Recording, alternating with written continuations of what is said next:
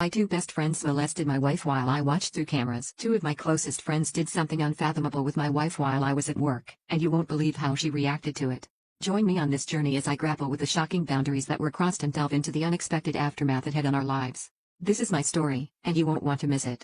I may be a bit tired, but let me tell you, I'm one good-looking and brainy dude, or at least that's how I see myself. I've got a rock-solid self-esteem, and here's the kicker, I'm a pretty successful programmer working for a big company. But here's the jaw-dropping part, I only have to put in a mind-boggling 50 minutes of work a week and still rake in a ton of cash. But hold on, don't think I'm just lounging around the rest of the time. Far from it. I'm constantly pushing myself to develop and learn something new every single day. I'm the guy who made it against all odds. I've devoured countless motivational books, watched interviews with the super rich, and clawed my way out of poverty. So trust me, I cherish everything I've got, and every single day, I'm filled with gratitude for all that's in my life. Yet, perhaps the most incredible achievement of my life is my wife, Emily, who happens to be 4 years younger than me. My wife, Emily, is a real head-turner at just 24, while I'm a cool 28. She's a top-notch model, a go-to for major advertising campaigns, and boasts a massive following on social media. Her life is a whirlwind of excitement. Emily's got this amazing slender, sun-kissed body, toned thighs that could stop traffic, and a presence that turns heads wherever she goes. But here's the kicker, she wasn't always this way. Her life took a jaw-dropping turn when we first crossed paths. Back then, she was just an ordinary cashier, drifting without any big dreams or goals. Still, I noticed that spark in her and helped ignite it. Even then, I held a good position, and though I didn't earn as much money as I do now, I could afford a lot. For me, Emily quit her job as a cashier, and I found her an excellent producer who helped her succeed on social media. Now, our combined incomes allow us to live a luxurious life. This might sound like some success story and other nonsense, and honestly, I thought so too until life smacked me in the face with reality. I had friends from school, Daniel and Kevin, who were with me up to a certain point. At 18, we started our first business, the ice cream stand. Unfortunately, it quickly went down the drain. 6 months later, we launched another business selling hot dogs, but after 5 months, we had to close it. After that, there were more attempts, but all of them were futile. At 21, I realized that something needed to change, so I entered the IT field, which was new for me, but I knew it held a future. My friends didn't support my idea, saying, it's a waste of time. You need to deal with real things, create something of your own, not work for someone else. I disagreed with them because I thought ahead. I understood that becoming a skilled specialist would enable me to start my own project in the future, and it turned out that way. Daniel and Kevin continued to try building a business. Now they have only one fast food stand that has been holding on for 3 years, bringing them profit with which they split in half. You won't believe this, but when you look at the money I'm raking in, their profits are just peanuts. It's mind-boggling. Instead of branching out and exploring new horizons, they're like stubborn sheep just hammering away in the same old spot. Sure, they've achieved some success, but it's not the outcome they were aiming for. I bet, while I can jet off to different countries, splurge on fancy clothes and cars, dine in top-notch restaurants, and have a wife who could double as a model, these two are stuck in the same old city dealing with the daily grind and heaps of stress. I'm not angry with them for not wanting to join me, it was their choice, and I understand them. Now we maintain a connection, but it's not like it used to be. They can come to my place on weekends, sit on my leather couch, and we can play video games and discuss mundane things together. Despite our differences, we maintained a good relationship and often met, mostly at my place.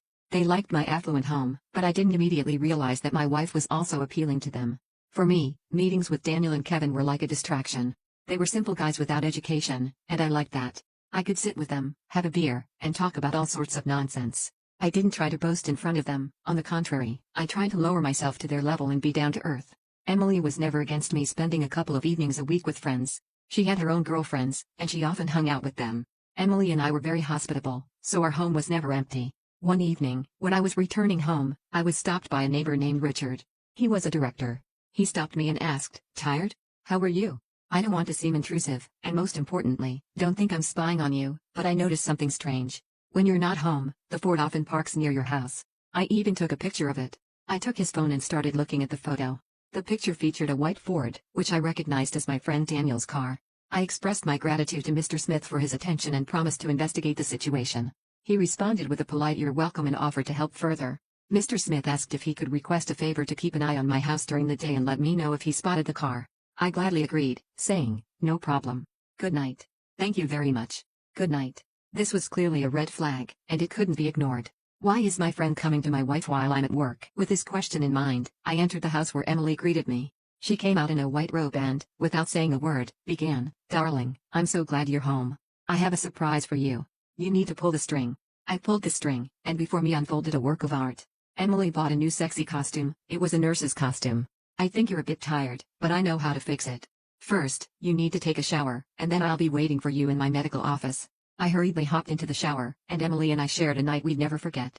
The sheer spontaneity of it all made me forget about everything else, and I surrendered completely to the moment. The following day, I had no pressing commitments or places to be, which meant that Emily and I could spend the entire day together. I pondered the possibility that perhaps Daniel had swung by the previous day to grab something he'd forgotten and made a quick stop. At least that's what I wanted to believe. I didn't want to entertain the thought that Emily could cheat on me, especially with my friend. Emily and I had quite an ordinary day, and in the evening, we planned to relax by watching a movie. However, our plans were interrupted by Kevin, who wanted to invite us somewhere. "Buddy, let's go to the club tonight. It'll be fun. You can bring Emily along." I declined, not only because Emily and I had plans for the evening but also because I didn't enjoy going to clubs, especially with Emily, who would find it boring. Since Daniel and Kevin didn't have girlfriends, Daniel tried to build relationships and even got married, but in the end, he cheated on his wife, and she left him. Kevin hadn't been very lucky in the girlfriend department, with his longest relationship lasting only a year. I used to advise them that if they wanted to go out as a group, they needed to find girlfriends. They'd simply nod in agreement and assure me they'd find someone soon. When I shared Kevin's proposal with Emily, I noticed her disappointment. It turned out she was looking forward to going out and having some fun, but at the time, I didn't pay much attention to it. The next day, I had to go to work. I kissed Emily and left. At noon, my neighbor Richard called and reported, "The car has parked near your house again. I don't know exactly when, but I'm calling to let you know." "Thanks, Richard. How long will you be home?" "All day." "All right. If it's not too much trouble, could you call me when you see that the car has left?" "Sure, I'll keep you posted." We said goodbye, and my mind was once again flooded with doubts. 5 hours had passed since Richard's call, and during this time, I was in a state of uncertainty. Suddenly, the phone rang. "The car is leaving." Two men got in, I think Richard, and hung up. Now there were no doubts. My two friends were coming to my wife when I wasn't home. Initially, I had assumed it was only Daniel, but now it was becoming clear that Kevin was involved as well. While my initial reaction was to tell myself that maybe they were planning a surprise for my birthday, I couldn't ignore the fact that my birthday was still 4 months away. Wasn't it too early to jump to conclusions and cause unnecessary panic? I made the decision to reach out to an acquaintance and inquire about borrowing a couple of video cameras and a listening device to get to the bottom of this. After work, I picked up the equipment. He asked why I needed it, and I made up an excuse, saying it wasn't for me. As I drove home, my hands were trembling. I even felt ashamed that I would be spying on my wife because I was so certain that she couldn't betray me. Entering the house, Emily greeted me joyfully. We had a delicious meal and went to bed where we engaged in making love again. During this time, I didn't notice anything unusual about her. Usually, when a woman cheats on a man, she changes in behavior and character, but my wife was as usual, even better. The next morning, Emily was getting ready for a promotional video shoot, and I went with her. On the back seat of my car, I had a bag containing the borrowed video cameras that I had nearly forgotten about. While we were on our trip, Emily inquired about the bag, and I responded, "Oh, that's just some work stuff I needed to get rid of. I'll take care of it later." With that excuse, I managed to buy some time. Emily continued working, and I headed back home. As I got engrossed in what I was doing, time flew by, and before I knew it, 2 hours had slipped away. However, all the cameras were set up, one in the bedroom, another in the living room, the third in the kitchen, and the fourth outside. I completely forgot that I was supposed to pick up Emily. As I stepped out of the house, I noticed a white Ford pulling up, and Emily and Daniel got out. "I called you 20 times. Where were you disappearing to?"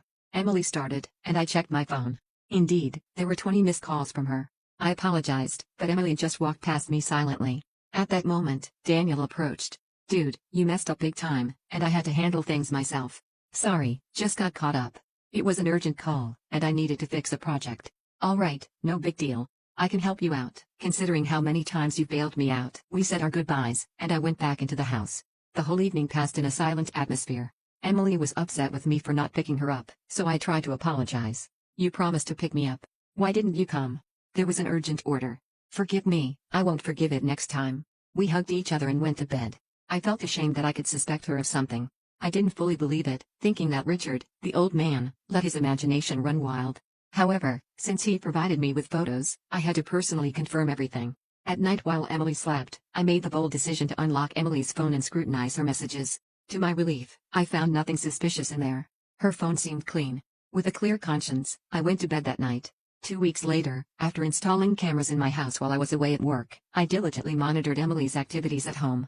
Oddly enough, everything appeared to be perfectly normal, with no sign of anything untoward or suspicious. After that night, I decided to check Emily's phone a couple more times, and it turned out to be clean. No signs of infidelity or communication with my friends. Everything was normal. We hung out with Daniel and Kevin, spending quality time together. Emily worked, and we went out to the city, visited various interesting places, and overall lived a peaceful life. One day at work, I decided to check the cameras. I was already tired of doing this every time. I understood that I wouldn't find anything, and it seemed pointless. Other thoughts started bothering me. What if Emily finds the camera and thinks I'm spying on her and don't trust her? I looked at the camera and saw Emily opening the door unexpectedly. For me, I turned on the outdoor camera and saw a white Ford parked near my house. Daniel and Kevin were standing on the porch. Emily happily greeted my friends, and they entered. I unplugged the listening device, which was installed in the living room under the coffee table. Emily went upstairs to the bedroom, while Daniel and Kevin took off their shirts and sat on the couch with bare torsos. Emily changed in the room, and I saw her taking out a sexy costume from the wardrobe, the same one she wore for me the night before. I watched everything without taking my eyes off, but at that moment, I decided what I would do with them. It was time to take out the trash, quite literally. I called a person with an untraceable number, whose name couldn't be disclosed. Let's just call him Mr. Smith. He had a knack for handling discreet trash disposal when needed. My hands were trembling, and my voice quivered as I called up Mr. Smith and laid out the entire predicament. He responded with a calm assurance, saying, "All right, we'll be expecting you at the payment spot. Once the payment is made, the car will head straight to your house to pick up the garbage." The conversation was brief, and the cost for such a service was not small. I needed to move quickly to the payment location. Fortunately, I had enough cash in my car for this service. I decided to check the cameras and saw my wife already on her knees pleasing my friends. I felt like I was going to be sick because if I hadn't found out, I would have come home in the evening and kissed her. I drove like a maniac, as if I were not myself. I was shaking all over, and it felt like I could faint. I felt so bad, so hurt, and I even shed a tear. I couldn't understand how my school friends and my wife could betray me like this. I quickly arrived at the location, an abandoned building. I needed to leave an envelope. So I placed the envelope with money under a stone and sent a message that bags laid. Literally in less than a minute, a message popped up on my phone, setting my heart racing. My thoughts flew into chaos as I hastily left the car parked nearby and hurried back home. I positioned myself at a safe distance to observe. Just then, my phone rang, and it was Richard on the line, telling me there was a white Ford near my house. I quickly reassured him, saying everything was under control. Turning the cameras back on, I was confronted with the gut-wrenching sight of two men enjoying the company of my wife on my leather couch. It felt like I was watching an adult movie. It hurt again, but I sensed that justice would prevail soon. 10 minutes after I arrived home, a white van pulled up. 3 sturdy men, dressed in all black and wearing balaclavas, immediately stormed into my house. One THG knocked out Daniel with a single BLW, the second subdued Kevin, and the third silenced Emily. They were knocked to the floor, tied up, had bags put over their heads, and quickly carried away in the van, which sped off. I witnessed it all through the cameras and marveled at their professionalism. They completed the job in about 40 seconds. All that was left for me was to wait a couple of days for the results. I decided to check with my neighbor to see if he saw anything, and luckily, he saw nothing. I returned to work, and on my way back home in the evening, I called the police, reporting that my wife was missing. Before that, I had broken and discarded the phones of Emily and my friends, making them untraceable. The next day, a tow truck removed the white Ford from my house. I informed the police that, as usual, I returned home but found my wife missing without any clues. All neighbors in the area provided their statements, confirming that the white Ford frequently approached my house when I wasn't home. I was surprised to learn that not only Richard had seen this car near my house. Since the car was registered under Daniel's name, he became the primary suspect initially. They also suspected me, but when they called my workplace, they found out I hadn't left on the day of the disappearance. As the investigation continued, I took precautions by backing up all the camera recordings onto a discreetly hidden disk. 4 days later, I received an anonymous video that shook me to my core. The video depicted the delivery of 3 individuals to a mysterious destination point. In the chilling footage, these individuals were seen being pulled out of a van with their eyes, hands, and feet securely bound. In the middle of an empty field, all 3 of them were crying and desperately pleading for mercy. What struck me as particularly unsettling was the fact that I had explicitly stated in my conditions that no one should lose their life. They were left in the desert with their hands and feet tied and instructed not to move for an hour. After that, the vehicle left, and what happened to them next was entirely up to them. They were transported in a van from Nevada to Texas, and at that point, I no longer cared whether anyone would return alive or not. A month later, the case reached a deadlock, and the detective suggested that my wife probably ran away with Daniel, having some kind of affair. I accepted his version. No one was looking for Kevin because he had no parents or even a girlfriend, and their joint business had collapsed, as no one managed IT for a month. I didn't attempt a divorce, as it would raise suspicion. Instead, I hired a lawyer, and we started the process. If Emily didn't return home within a couple of months, we could file for divorce due to her disappearance. A month later, I was called in for questioning at the police station. For identification, they showed me 2 men and 1 woman, all from a photograph. I didn't immediately recognize my wife and 2 friends, and they looked like they aged 20 years more than they actually were. I found it amusing. They were all in worn-out torn clothes, emaciated, and overall looked terrible. I identified all 3 and asked the investigator how they were found and where they were. He said that in Texas, a couple of savages robbed a gas station, stole someone else's car, and drove off in an unknown direction. Exactly 24 hours later, the car was found by the roadside. The thing is, they stole a car that wasn't fueled, and they couldn't drive for long. In the end, they were apprehended and are now serving their respective sentences behind bars. When I learned about their arrest, I couldn't help but think to myself, well, at least they're still alive. This was definitely not the outcome I had anticipated. I had assumed that they would have the sense to return home safely and unharmed. But in their desperation, they had opted for a criminal path. It was a chilling revelation to realize that these individuals had been a significant part of my life, yet I found myself devoid of any sympathy for their plight. Seriously, who could pity them? I managed to get a divorce. I can't say it was easy, but I succeeded, and I officially became a free man. I traveled to Texas once to look each of them who betrayed me straight in the eyes. All 3 seemed completely out of it, but the most amusing part was that none of them even suspected it was my doing. None of them considered it could be revenge for their betrayal, and it even irked me a bit that they didn't realize the gravity of their sin against me. I was glad to stay on the sidelines, but when I looked at these people, they were utterly unfamiliar to me. They were lost individuals. When I directly asked Emily if she had betrayed me, she quietly said, "Never," and I smiled and walked away. I honestly expected a struggle. I thought they'd return home and realize I was the one who sent them to the desert. However, they turned out to be so weak, so foolish, that they dug themselves into an even deeper hole. I only gave them an opportunity to show themselves how they would act under stressful conditions. They ultimately revealed themselves to be cowardly by resorting to criminal actions. While I can't claim to know how I would have behaved in their shoes, I can confidently say this: I wouldn't have let myself end up in such a dire situation. I place great importance on the people in my life, and I uphold values of respect and honesty. However, should someone cross me, I won't simply stand by in silence. I'll take decisive action. I moved to Florida and plan to live here for at least a year. If I find a girlfriend, that's good. If not, that's also good. I've become more laid back about life. I have enough money to live comfortably until old age and not deny myself anything. I'm intelligent and cautious. I continue to evolve, and I want everyone who hears my story to evolve, regardless of circumstances, to make the right choices for themselves. If life throws garbage at you, grab a rake and clean up. Garbage belongs in the trash, not in your life. Thank you for listening to my story. That's the end of the story. The story turned out to be quite interesting, as it seems to us, and we will be very interested to know your opinion. How long do you think the main character's wife cheated on him with her friends? The reasons why the wife decided to cheat on her husband with his friends are not explicitly mentioned in the story. It could be due to a variety of factors, such as dissatisfaction in the marriage, seeking excitement, or personal issues within the relationship. Regarding the main character's response to the situation, his actions were extreme and involved illegal activities. Whether he should have been softer or not is a matter of personal opinion. Some may argue that he went too far and should have handled the situation differently, while others may believe that he took appropriate measures to address the betrayal he felt.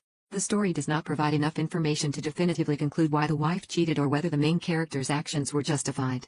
It leaves room for interpretation and discussion among readers. We think we can take a period around a year that the wife cheated on her husband for the first time a year ago. The reason for the betrayal is quite simple. The girl who got out of poverty received all the material benefits very quickly, and what could she do? The husband works, and cheating with his friends is at least an interesting experience. Here the question arises about who started it first. We believe that the girl took the initiative, although friends could also insist on this because apparently they were jealous of the main character and thus wanted to compensate for their failures. The main character chose a harsh punishment that is very cruel, but in his opinion, he acted fairly and as stated in the video throughout the garbage, which means he regrets it and is only glad of it. But we still think that everything could have been done much softer at its legal level. Second story. My dad cheated on my mom after 30+ years of marriage, a depression I desperately need help for. Context: I'm 22 Fahrenheit. My mother got married to the love of her life quite young and had to face a lot of issues on the in-laws side, and also to get approval of my dad from her parents. Back then, it seemed like they had a fairy tale romance. They had their occasional arguments, but they always found a way to resolve them. As my elder sibling, who was 28 years old, and I grew up, we admired our parents' marriage as perfect. They were deeply in love and openly displayed their affection for each other. While they had their minor disagreements, they consistently worked through them. We hoped that one day we'd find someone who could live up to the high standards our dad had set. My mother is a stay-at-home mom and made sure we were given the right values and utmost love. She faced a lot of discrimination from in-laws for the same. My mother was diagnosed with chronic depression. She has migraine and cervical pain. Both her health has been deteriorating over the past 15 years and just recently got better. She also has anger issues and sometimes doesn't know how to not control everything. She recently lost both her parents and is financially dependent on my father. My father has a job that requires constant travel, and he has been the most loving man to all of us and provided with everything he could and more. He's never raised his hand on anyone. For the longest, he was the sole breadwinner. He has taken utmost care of my mother, even when she would sometimes not be rational and say no one loves her. It appears that my mother tends to blame herself for everything and feels guilty after any outbursts directed towards me or my sister. Returning to the current situation, my mother stumbled upon some Facebook messages and has been completely devastated ever since. She's in a constant state of tears, repeatedly expressing her disbelief. She feels a profound sense of betrayal because she had wholeheartedly trusted my father and had never once checked his phone or social media.